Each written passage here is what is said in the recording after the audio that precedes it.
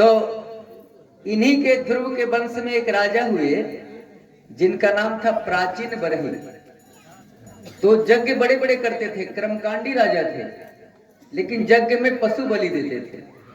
नारद जी ने आके रोका, राजन वेद नहीं कहता है कि पशु बलि दो, क्योंकि राजा बेचैन रहते थे अंदर से। नारद जी से प्रश्न किया कि हमारी बेचैनी कैसे दूर होगी? तो नारद जी ने कहा, राजन जरा ऊपर देख, जितने पशु को तूने काटा है ना, सारे पशु तेरा इंतजार कर रहे हैं कि तुम ऊपर आओ कि हम भी काटेंगे। घबरा गए।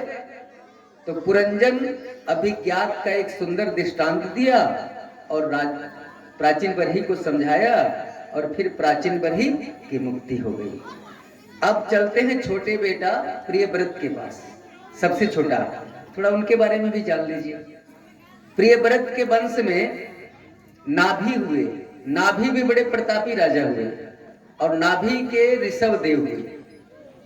ऋषभ देव इतने प्रतापी और तपस्वी राजा थे कि एक बार इंद्र को जलन हो गई, पानी बरसाना इंद्र बंद कर दिए। तो ऋषभ देव ने अपने तप के बल से पानी बरसा लिया अपने राज्य में। इंद्र को लज्जा आ गई और अपनी बेटी जयंती से ऋषभ देव का विवाह कर दिया। ऋषभ देव के 100 पुत्र हुए। बड़े पुत्र का नाम भरत हुआ।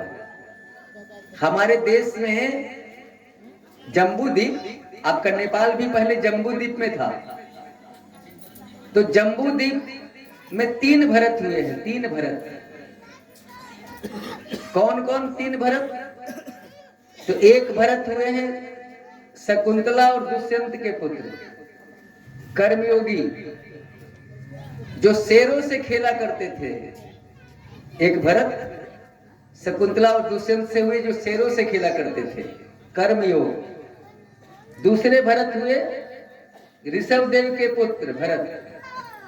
ये भरत हुए ज्ञान योगी, कर्मयोग ज्ञान योग। और इतना सुंदर ज्ञानी हुए ऋषभ देव के भरत, कथा भी आएगी। और दूसरे भरत हुए राम के भाई भरत, भक्ति योग। कर्मयोग, ज्ञान योग, भक्ति योग, ये 3 भरत हमारे देश में हुए। इसीलिए इस पूरे माने जगह का नाम था भारतवर्ष। अब भरत को गद्दी देने के चक्कर में थे ऋषभ देव कि जब बेटा बड़ा हो जाए तो पिता को अपने आप गद्दी छोड़ देनी चाहिए। तो ऋषभ देव ने कहा कि ये तो परिवार के लोग हमें छोड़ नहीं रहे हैं, और जब तक परिवार के लोग छोड़ेंगे नहीं तब तक भगवान का भजन बढ़िया से नहीं होगा। तो ऋषभ देव ने एक बहाना बनाया। क्या बहाना बनाया? पागल होने का। एक दिन रात में अचानक पागल हो गए। अपना एक तरफ के कपड़ा फाड़ के फेंक दिए, एक तरफ का धोती भी फाड़ के फेंक दिए और चौराहे पर चले गए। लौट रहे हैं, वहां मलमूत्र का त्याग कर दिया, उसी में लौट रहे हैं ताकि लोग समझ ले कि एकदम पागल हो गए। यदि भगवान का भजन करना है तो समाज से थोड़ा कटना पड़ेगा, नहीं तो फिर भगवान का भजन तुम नहीं कर पाओगे। क्योंकि संतों के पास यदि भीड़ लगने लगेगी तो भगवान का भजन छूट जाएगा। क्योंकि चमत्कार करोगे, नमस्कार होगी, जय जयकार होगी, या फिर भीड़ जुटनी शुरू हो जाएगी। इसीलिए बड़े बड़े संत महात्मा अपने रूप को छुपा के चलते हैं कि कोई जाने नहीं, भीड़ नहीं लगेगी। जैसे आप हो वैसे बन के चलते हैं, चलने में आराम होती है, कोई टेंशन नहीं। हम महात्मा के रूप में रहेंगे तब न तुम मेरे पास भीड़ लगाओगे। बड़े बड़े सिद्ध महात्मा अपने रूप को छुपा के चलते हैं। मान बड़ाई जब से आई तब से किस्मत फूटी, स्वामी स्वामी बजने लागन, लगन राम से छूटी। स्वामी जी अब स्वामी जी तो सोच अपने को भगवान समझ लिए और भगवान से नाता टूट गया। इसीलिए बड़े बड़े सिद्ध पुरुष सिद्धियों को ठुकरा देते हैं। चल भाग यहां से, हम तुझे अपने पास नहीं रखेंगे, चल भाग। 8 सिद्धियां आ गई ऋषभ देव के पास। उस मलमूत्र में लोटे हुए हैं। उस समय आ गई कि सरकार हमें अपना लो। ऋषभदेव बोले कि ना ना, तुम जाओ यहां से, हमें सिद्धियों की जरूरत नहीं। और सारे परिवार के लोगों ने समझा कि ऋषभदेव पागल हो गए और ऋषभदेव को छोड़ करके सब चले गए। ऋषभदेव भी जंगल में भजन को चले गए और अपना कल्याण कर लिया। भरत जी गद्दी पर बैठे थे। भरत जी के 5 पुत्र हुए। बड़े पुत्रों को गद्दी पर बैठा के भरत जी भी भजन को चले गए। अब एक दिन भरत जी गंडकी नदी में स्नान करने गए हैं। गंडकी नदी का एक दूसरा नाम है चक्र नदी। तो गंडकी नदी में संध्या बंदन को गए हैं, महात्मा है। तब तक क्या देखा कि एक मृगी जो थी दौड़ती हुई आई और नदी में छलांग मार दी। गर्भवती थी, क्योंकि पीछे से शेर खदेड़ रहा था मृगी को, और बच्चा पानी में बाहर निकल गया और मृगी मर गई।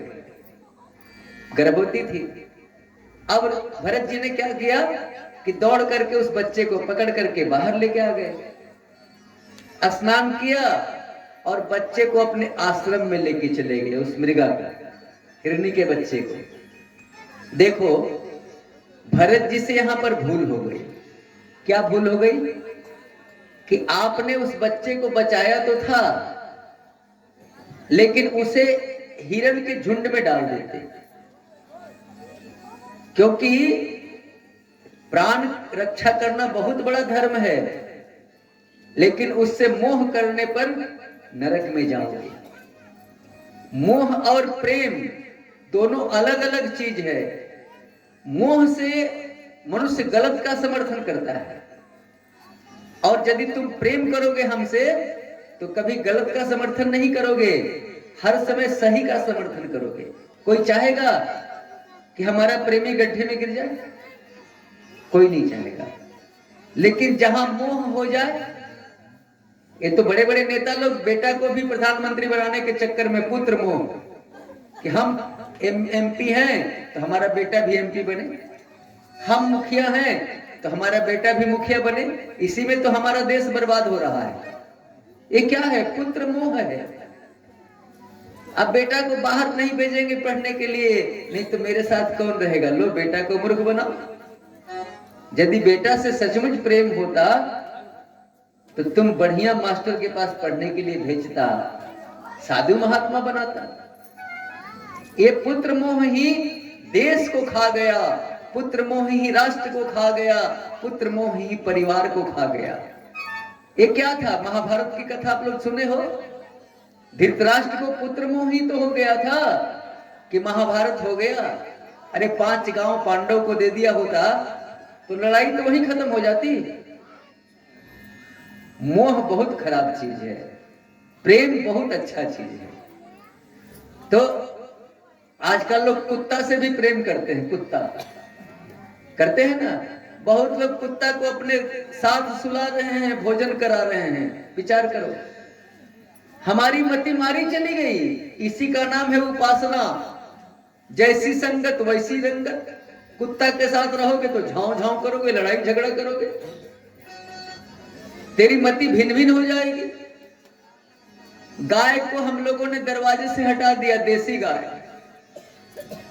गौ माता, सबसे निवेदन है कि आप लोग कम से कम प्रणाम करने के लिए एक देसी गाय या बाछी को अपने दरवाजे पर खरीद के लाओ। भगवान तो है, जिसको हाई ब्लड प्रेशर हो जाएगा, जब बढ़ जाएगा तो देसी गाय के पीठ पर ऐसे ऐसे 2-4 बार हाथ कर लेना, हाई ब्लड प्रेशर उसी समय डाउन हो जाएगा। करके देखिएगा। और जानते हैं पहले दरवाजे पर क्या लिखा जाता था? सुस्वागतम, स्वागतम। क्या अब लोग क्या लिखते हैं दरवाजे पर? कुत्तों से सावधान।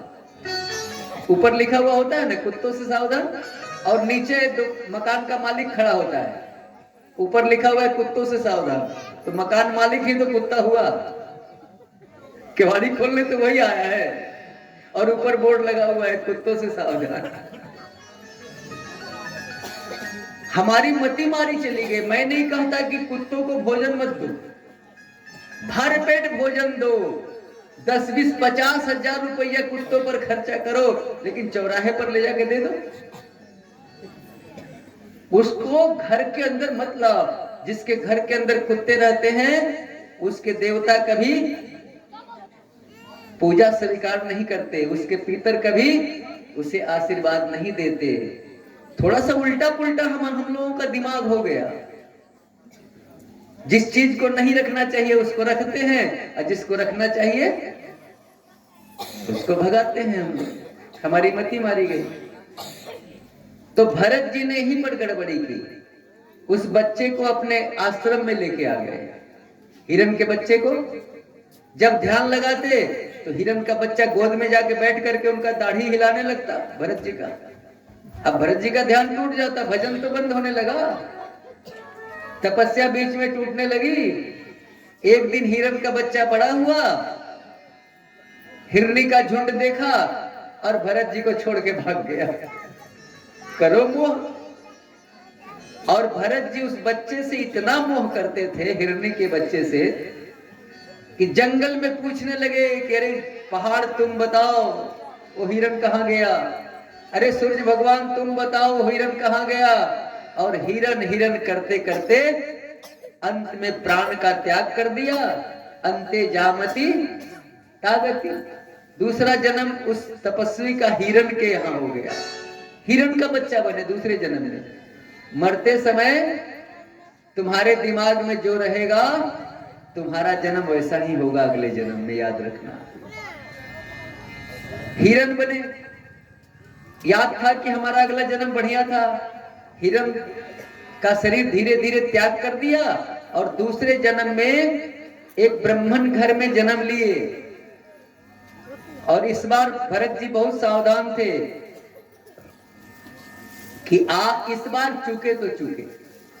9 भाई थे और अंतिम में 10वें नंबर पर भरत जी जन्म लिए ब्राह्मण के यहाँ। उस समय पिताजी ने खूब पढ़ाने का प्रयास किया, यज्ञोपवीत संस्कार वगैरह, गायत्री मंत्र की दीक्षा।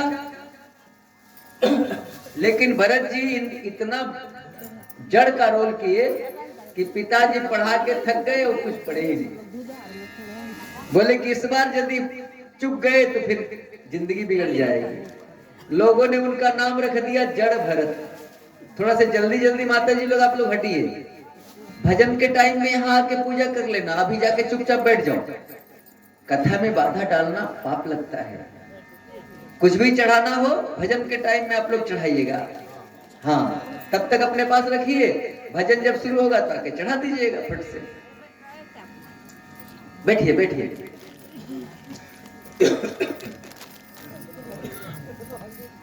तो जड़ भरत नाम पड़ गया उनका। इसके बाद पिताजी ने सोचा कि सचमुच ये मूर्ख है, जड़ का मतलब मूर्ख होता है। खेत में एक झोपड़ी बना दी और बोले जाओ तुम वही खेत की रखवाली करना, चिड़िया को भगाना। अब भरत जी तो है महात्मा,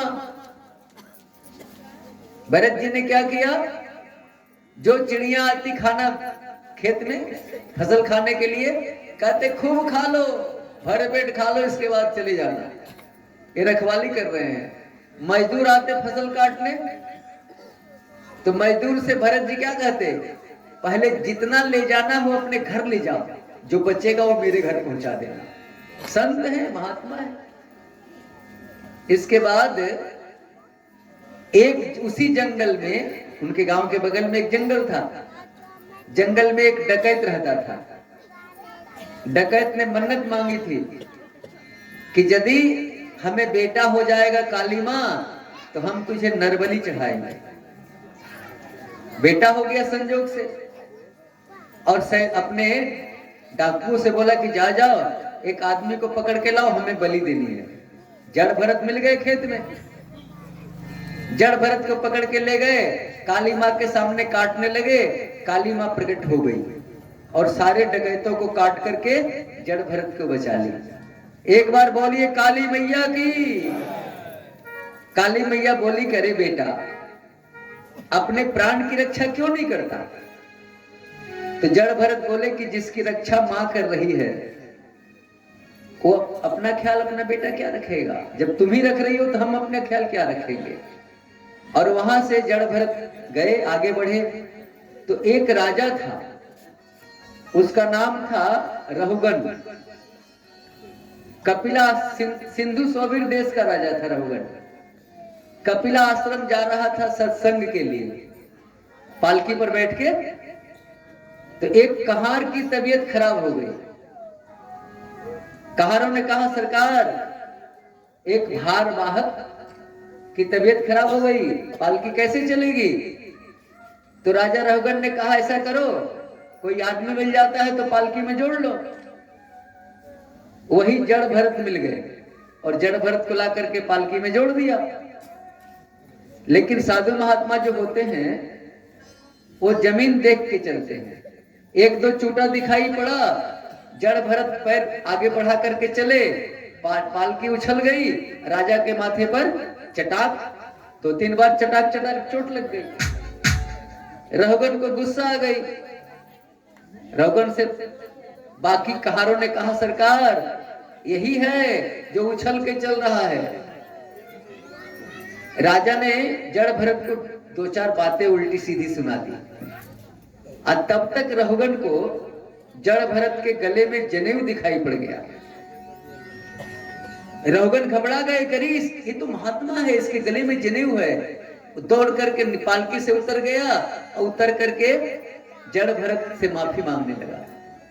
जड़ भरत बोले चिंता मत करो राजा, यदि तेरा भार मैंने अपने कंधे पर रखा है तो तेरा उद्धार जरूर करेंगे। और तब बढ़िया बढ़िया उपदेश दिया और रहुगन को अपना शिष्य बनाया जड़ भरत, और रहुगन का उद्धार हो गया। इस तरह से मैंने आपके सामने मनु महाराज के 3 बेटी और 2 बेटा का प्रसंग रखा। अब एक भजन का आनंद लीजिए, फिर कथा में आगे चलते हैं। राधे राधे, जय श्री राधे।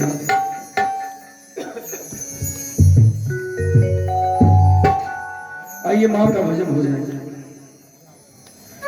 कितनी अच्छी है, कितनी प्यारी है, भोली भाली है ओ माँ, ओ माँ, ओ माँ, ओ माँ।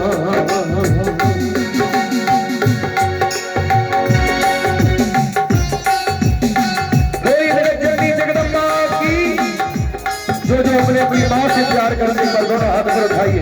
जिनको माँ से प्यार है दोनों हाथ पर उठाइए और ताली की सेवा करते हुए हरि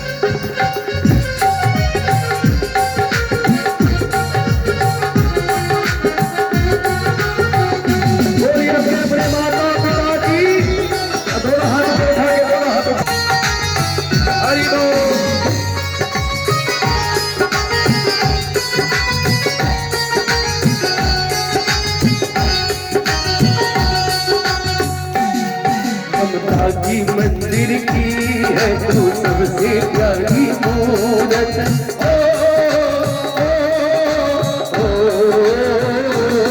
ममता की मंदिर की है तू सबसे प्यारी मूरत। भगवान नजर आता है तेरी बेटी सूरत। तेरे पावन चरणों में हम याद लुटा देंगे, हम पूछा है तो हम प्यार बता देंगे, हम बंधन तो प्यार का बंधन है, जन्मों का संगम है।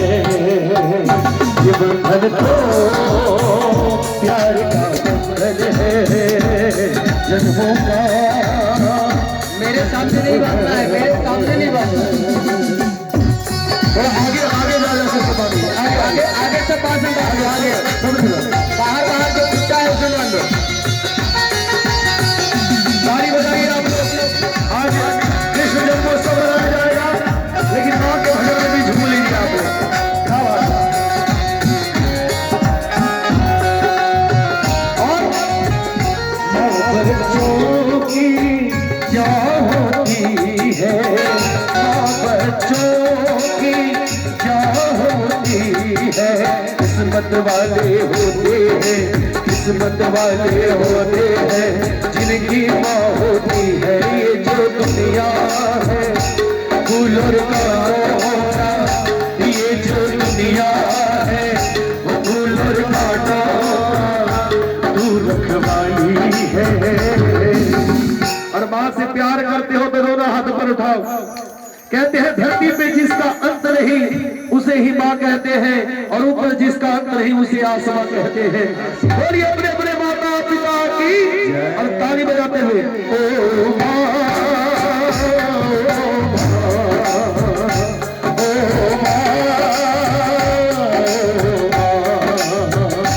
कितनी अच्छी है, कितनी भोली है, प्यारी प्यारी है।